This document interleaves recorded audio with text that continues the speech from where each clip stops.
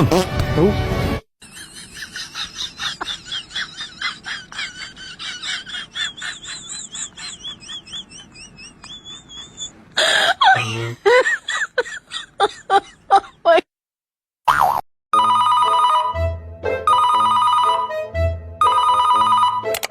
Hello ex, kumusta?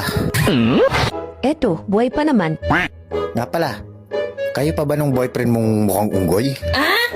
Siyempre hindi na. Hiwalay na tayo, di ba?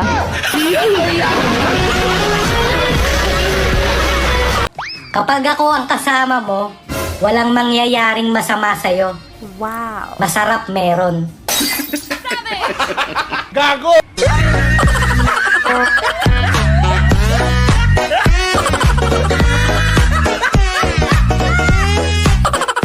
Nakaya ko nga mag-isa noong December 25 at January 1 eh. Sa February 14 pa kaya?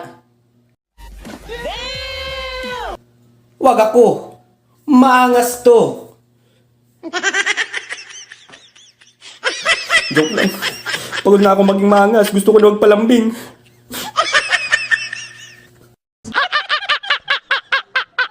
Tanong lang, boys. O ano yun? Bakit ba kailangan nyo pang sabihin sa amin na malapit na ako, malapit na ako? Ano ba gusto nyo? Salubungin namin kayo. Bakit kami? Nagagalit ba kami pag sinasabi niyong, ayan na ako, ayan na ako? May kasama pang mura.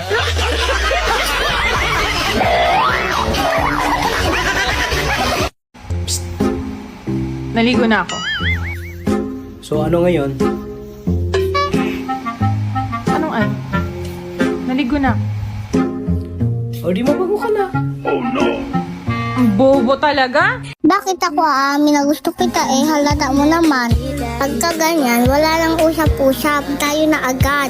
Mahal kitang lagi, susubukan ko kahit wala kong Tigil-tigilan mo na ang sobrang edit sa mga photos mo. Pag nawala ka, paano ka naming mahanap kung mukha kang artista sa social media pero sa actual, mukha ka palang palaka?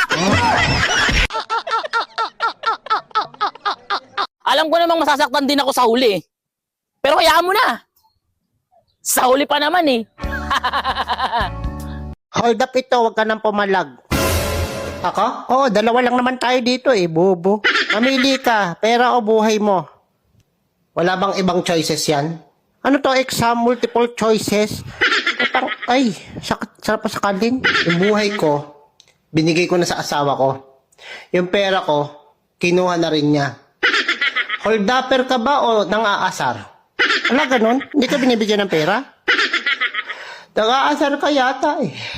Oh, sorry na. Hindi ko naman alam eh. Pagod ako. Galing ako overtime oh. Pag sahod ko, wala naman ako nakukuha. Tapos, wala ganun. Kahit pamasahe. Ha?